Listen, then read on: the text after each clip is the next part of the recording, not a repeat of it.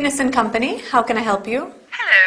There is something I would like to ask you. Sure, that's what I'm here for. Oh, I'm Mrs. Thumb, and I really love shopping online on your site. But how do I know how many things I have purchased? All of the products that you purchase are in your shopping basket. You can view your basket at any time by clicking on it. Fine. When you are ready to buy, you proceed to the checkout. Is it safe to use my credit card? Sure. When you decide to place an order, you sign in using a secure server. Okay. Are there any special offers? At the top of the home page, there is an icon, Deals of the Week. Click on it, and you can view all our hot deals. Okay. I've got a query about one of your products. A pink top, size 24, code number 203. Pink top, size 24. Let me check availability. I am sorry, but this item is not available. Oh, what a pity. Well, is the red miniskirt, code number 311, available? Still size 24. Sure. Still size 24. Not available either. But at our warehouse, we have a wide variety of blouses and trousers on offer. Interesting. Okay, so let me take a note of that. Blouses, trousers, and a pink top. No, the pink top is not available, Mrs. Thumb. Oh, yes, sure. Blouses, trousers, and red skirt. Oh, my husband is going to love it. No. You are very helpful. Thank you so much. Good morning. That's what I'm here for.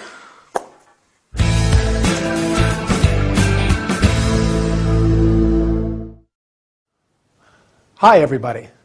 I'm sure that many of you are going to love this business session. We're going to talk about online shopping. Isn't it great? I love shopping online. Do you? In our scene, Mrs. Thumb visited a website that sells garments and calls the helpline for some additional information. Together with you, I would like to review the basic steps of an online shopping experience. Once you get to a website, you start browsing the products on sale. Browsing means to have a look at products. When you find a suitable item, that is, an individual article, you click on it to get more information. If you like the item, you add it to your online shopping basket. As Lucy says, you can view your shopping basket at any time, which means that you click on it to see all the products that you have selected. If you change your mind, you can remove an item. When you are ready to buy, you proceed to the checkout. The checkout is the place where you pay for the goods. To make a purchase, you have to register your personal details and a credit card number. Do you remember what Mrs. Thumb is worried about? She wants to know if it is safe to use her credit card. Lucy says that there is no risk because the website has a secure server. A secure server guarantees that others cannot intercept your ordering information. Mrs. Thumb is interested in special offers or hot deals. That means items that are sold at a reduced price. She is calling because she has got a query about one of their products. A query is a question, something you want to know about. Do you remember what the product is? Is it a skirt? A dress? Right, it's a top. A pink top, size 24. Well, in England, a size 24, a 22 in the US, is quite a big one. Lucy has to check availability, and unfortunately, the item is not available, which means that it cannot be obtained. Time to relax now. Our session is over. Bye for now, and see you soon. Interesting speech, wasn't it? Sure.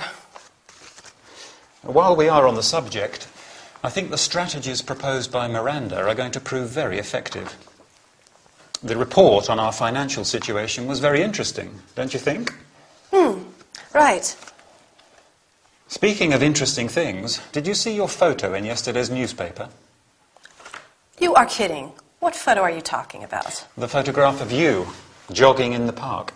I can't believe it. Wait, I must have it here somewhere. Here it is. Good heavens, it's really me. What did I tell you? I look terrible in that old tracksuit, not to mention my sweaty red face. You always look great, you know. I'm not so sure about that. That reminds me of when I joined the triathlon club at the Serpentine. The triathlon club, wow. What was it like? I must confess I was not a great athlete. I see. It was then that I met my first girlfriend. Her name was Jackie, and she was so sweet. I met her before a competition.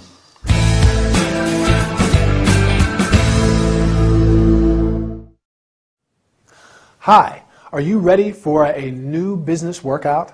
I hope so. Today, we're going to talk about holding a conversation.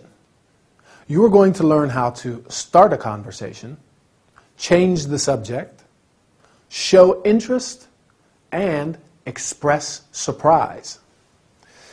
Al and Linda are talking after a meeting. Al wants to start a conversation with Linda, and he says, "Interesting speech, wasn't it?" You can also say, "Interesting subject, wasn't it?" Or, "Interesting proposal, wasn't it?" And so on. Do you think that Al is good at keeping the conversation going? I think so. In fact, he skillfully changes the subject when he realizes that Linda is not interested in talking about the meeting. There are many useful sentences to change the subject in a conversation. Speaking of interesting things, while we are on the subject, or that reminds me of when I joined the triathlon club, for example. When someone is speaking, it is important to show interest. Here are some useful expressions. Sure. Right. I see. What was it like? That means, how was it? Can you tell me more about it? Can you remember what Al saw in the newspaper? Yes, a photo of Linda jogging in the park. When Linda sees the photo, she is very surprised. In this and in other situations, there are a number of expressions and exclamations that you can use.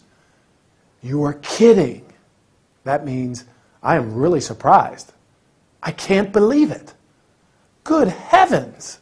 Used to show how surprised or how shocked you are.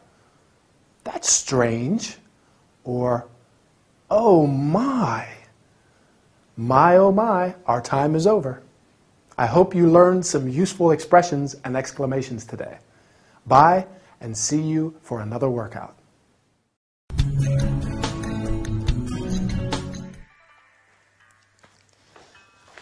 This way, Mrs. Knight. Ready for a regenerating beauty treatment? Yes, I'm coming. Is something wrong? No. Yes, there's something very wrong.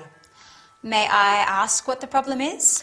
First, the towel you gave me is rough. The one you gave me last time was much softer. I am sorry to hear that. Plus, these bath slippers are very uncomfortable. I see.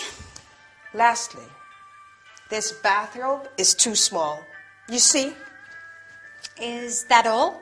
No, it's not all. Every time I come here, I have to wait for ages. Mrs. Knight, if you want to avoid waiting, you'd simply have to make an appointment. You have our telephone number, don't you? Yes, I do. Instead of a pair of flip-flops that are not suited to your feet, ask for standard bath slippers. With a small additional payment, you can get cotton or linen towels that are much softer than these. Okay. And as for the bathrobe, you just have to tell us what your real size is. I've changed my mind. The bathrobe fits perfectly.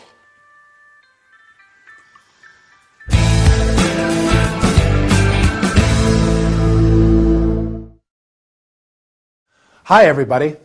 Ready for a new health and body care session? Would you like to try an overall beauty treatment?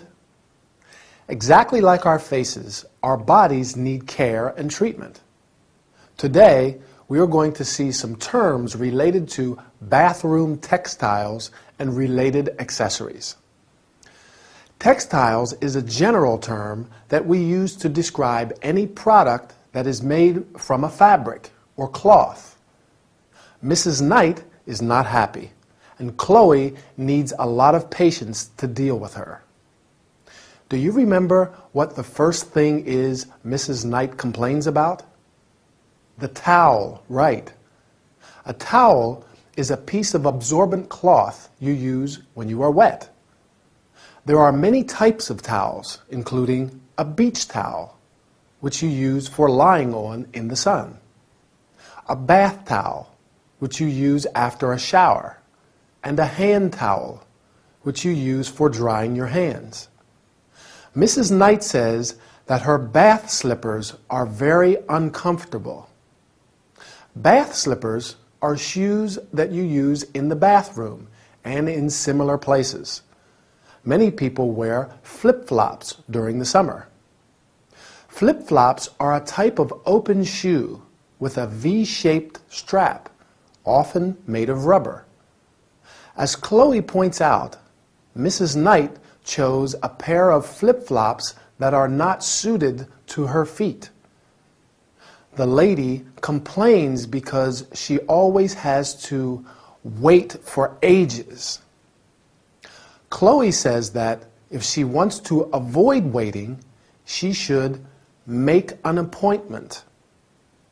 With a small additional payment, that is, a small sum, Mrs. Knight can have cotton and linen towels.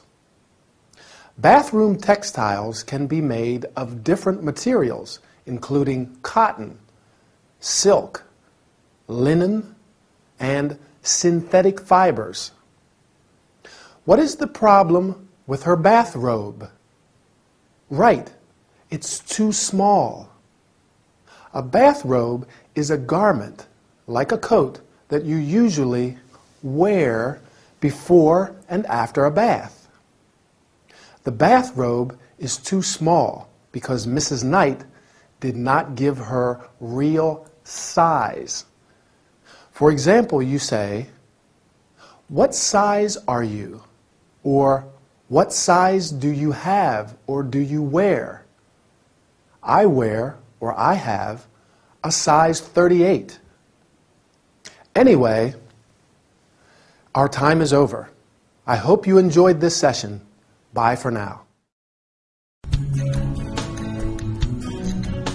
What seems to be the problem, John? I don't know how to say it. Do you like shopping? Shopping? Not much. I prefer staying at home watching TV. Lucky you. My problem is that I'm obsessed with shopping.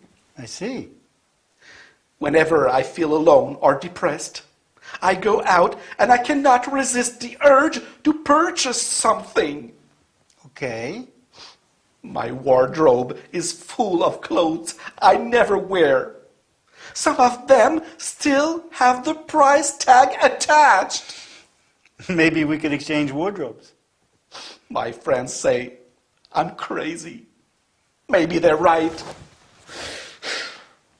My credit card is up to the limit. What can I do, Dr. Fraser? Ray? We can work this problem out. I hope so. There are many kinds of addictive behaviors. You could be defined as a shopaholic. A shopaholic? Yes. A shopaholic is one who suffers from compulsive shopping addiction. I understand. Let me give you a few suggestions. Okay. First, pay your purchases in cash. and leave your credit cards at home. I understand. And when you go out, make a shopping list and buy only what is on the list. Okay. And avoid discount warehouses. Ah, Finally, when you feel the urge to buy something, do some physical exercise instead. right. This is going to be hard at first, but I am certain that you'll feel better in no time. Oh, Ray, thank you so much.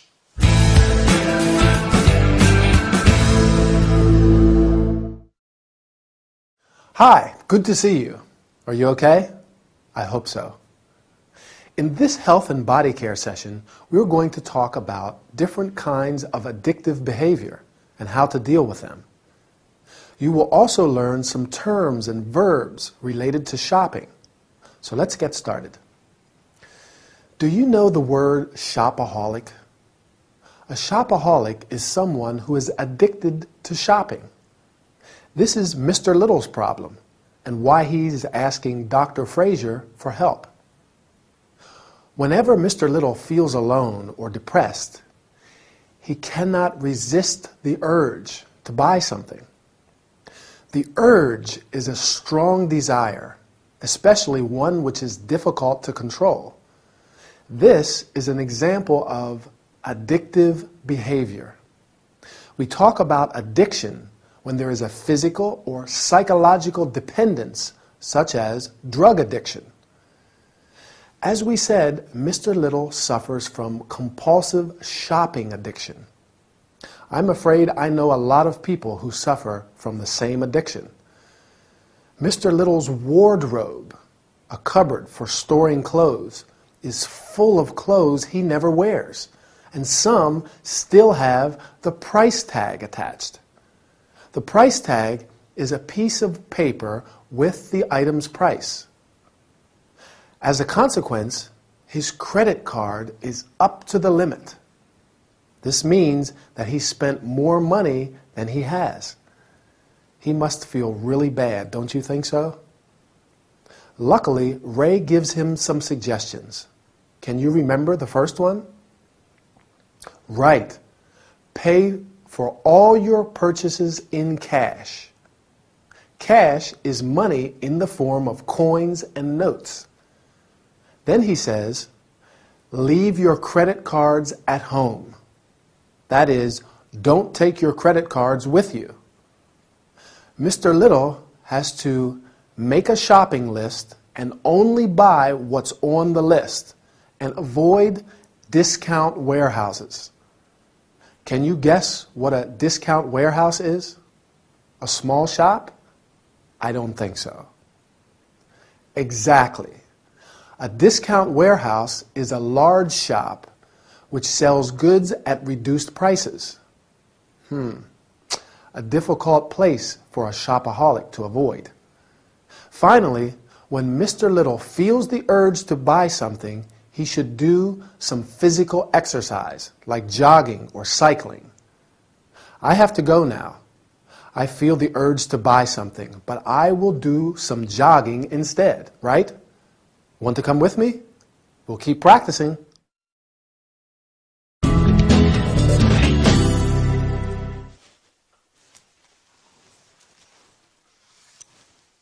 Have we got any red purses?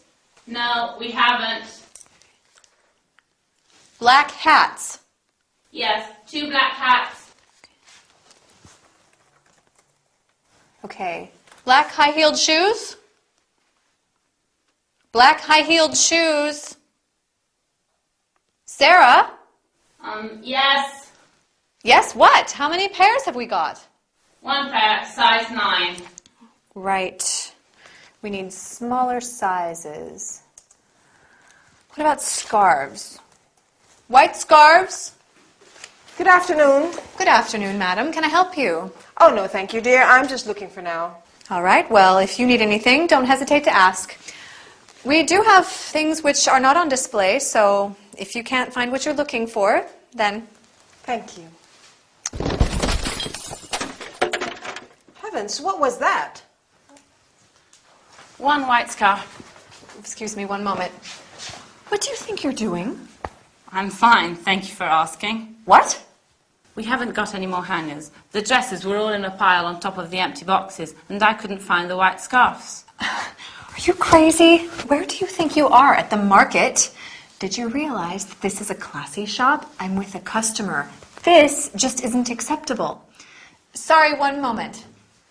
Now, go back and clean up the mess and put these dresses back in order. But we haven't got any more hangers to hang the dresses on. That's why. Yes, we have. They're in the box on the floor. Listen, Lucy, I only work here part-time, and every time I come back to work is more difficult. After a few days, everything is in a different place. You move things around all the time. Boxes are heavier and heavier. It's not my fault if the stockroom is a mess and I can't find anything. And another thing, I don't appreciate you treating me like this, especially not in front of a customer. I don't like it. If there's someone around here who should learn how to behave, it isn't me, it's you. Could you kindly call your colleague back? I'd like to try on this pair of shoes, but I need a bigger size. Sarah, you have a customer.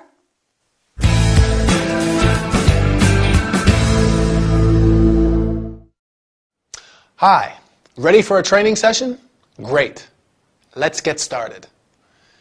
First, we'll go over some useful phrases to use in a shop, whether you're a shop assistant like Lucy or a customer. Then we can go over some items of clothing and other things we find in clothes shops. So, let's say you're a shop assistant and a customer walks in. You can greet them and say, "Can I help you?" Often people just want to look around first and see if anything interests them. In that case, they say, "I'm just looking, thanks." Then you can reply, "If you need anything, don't hesitate to ask," so that they feel free to ask you for help if they need it. Because sometimes there are things that aren't on display in the shop, but they could be in the stockroom. Now, before the customer walks into the shop, Lucy and Sarah are taking the inventory. And Sarah has trouble finding things in the stockroom because she only works part-time. That means she isn't there every day. And Lucy, who works full-time, moves things around, so they're always in a different place. Can you remember some items of clothing and accessories they mention as they take the inventory? Purse, where ladies keep their money. Hat. Scarf.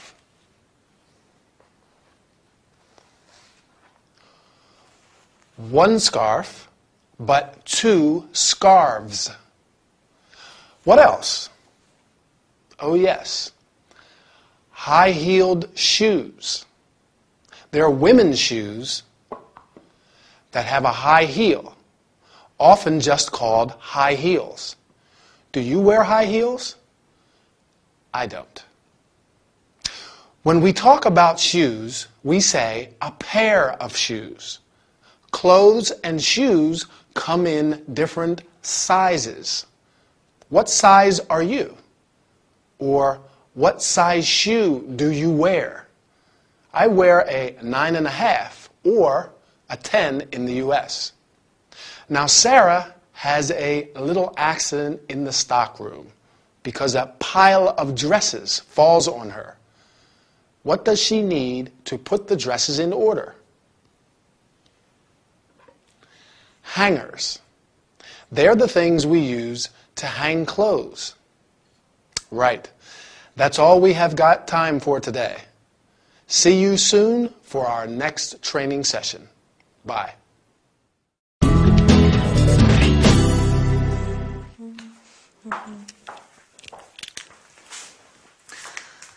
Good afternoon, Mrs. Knight. How can I help you? Yes, I want to return this pair of trousers. What's the matter with them? Well, the zip is broken. No, the size is wrong.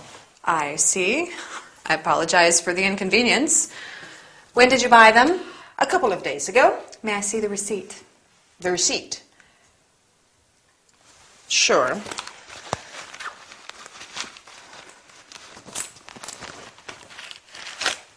Here you are.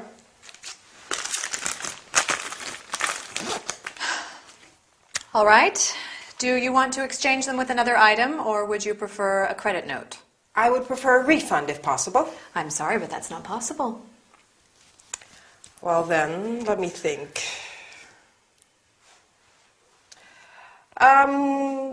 What if I exchange it for that pretty belt over there, the one with the shells? I'm afraid there is a price difference.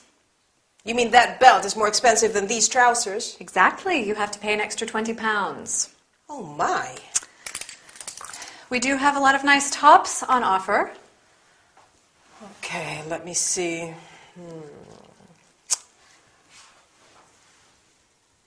Maybe I can try this black top.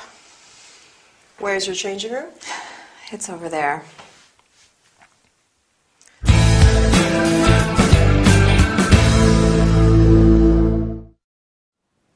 Hi, everybody.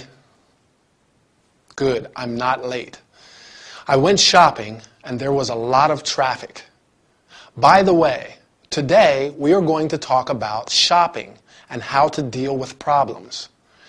We're going to learn how to greet a client and offer help, apologize, ask for information about a returned item, offer a solution.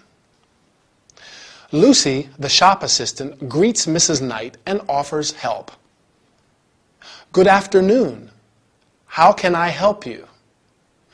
You can also say, can I help you? Or, can I be of assistance? Mrs. Knight says, I want to return these trousers. To return means to give something back. When a client returns an item, that is, an individual article, you have to ask what the problem is. What's the matter with it? Or with them? Or, what's wrong with it? Do you remember what's wrong with the pair of trousers Mrs. Knight wants to return? I'll help you. First, she says that the zip is broken. And then, right, that they are the wrong size. You must then say that you are sorry. I apologize for the inconvenience. Or, I am very sorry. It is important to get some information about the returned item. When did you buy it? And may I see the receipt? The receipt is a document which proves that money was exchanged. Now let's see if you remember. Lucy asks Mrs. Knight if she would like to exchange the trousers with another item or receive a credit note. Yes. A credit note is a document which allows you to buy other goods of the same value as the item you returned. Mrs. Knight wants a refund. In other words, she wants her money back. But it's not possible. If you decide to exchange the item with something else, there may be a price difference. This means that the item you want is more or less expensive than the one you are returning. For instance, for the belt, Mrs. Knight has to pay an extra £20. Oops, time to go. I bought a nice sweater, and I want to try it on. Bye, and see you soon.